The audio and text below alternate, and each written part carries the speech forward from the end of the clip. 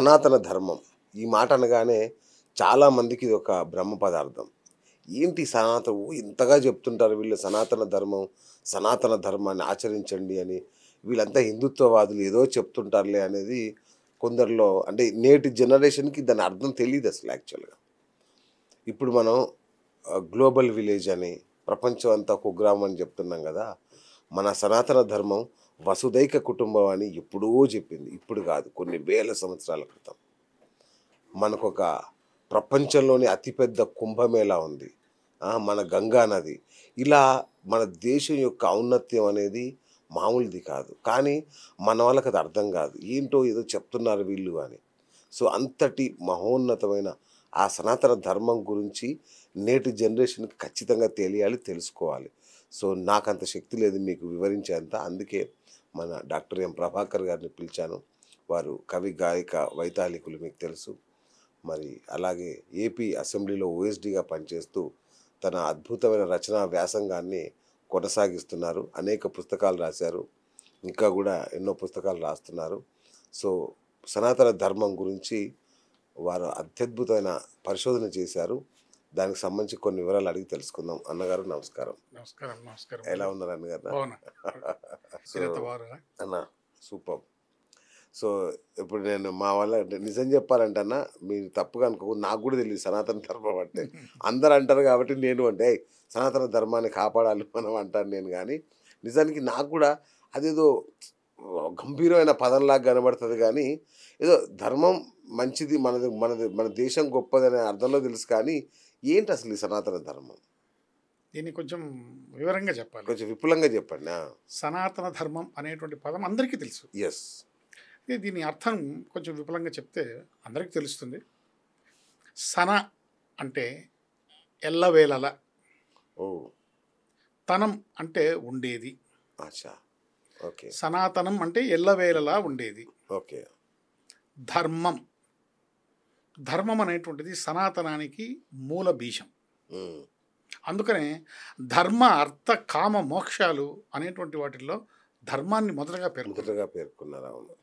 ఇకపోతే ఈ సనాతనుడు ఎల్లవేళలా ఉండేవాడు ఎవరు? ఆది మధ్యాంతరహితుడు శివుడు. శివుడే ఈ భూమి మీద సనాతనుడు. ఓకే. శివుడి యొక్క నంది ధర్మానికి ప్రతీక. ఓకే.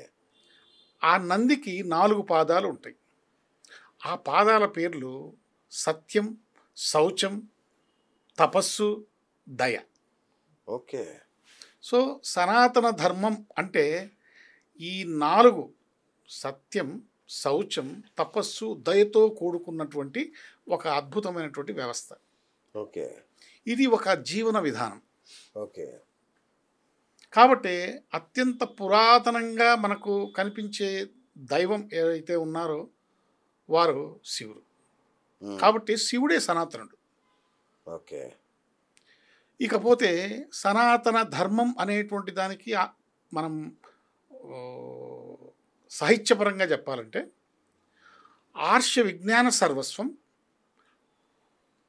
ఇహపర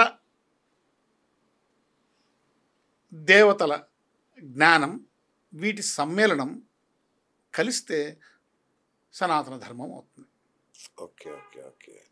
ఈ సనాతన ధర్మం వేల సంవత్సరాలుగా తన మూల స్వభావం మారకుండా ఆచరింపబడుతూ ఉంది భూమి మీద. దీనికి మీకు ఒక చిన్న ఉదాహరణ చెప్పాలి. ప్లీజ్. మహమ్మద్ ప్రవక్తకు ముందు ఇస్లాం లేదు. జీసస్ క్రైస్ట్కు ముందు క్రిస్టియానిటీ లేదు. ఋషభదేవుడికి ముందు జైనులు లేరు.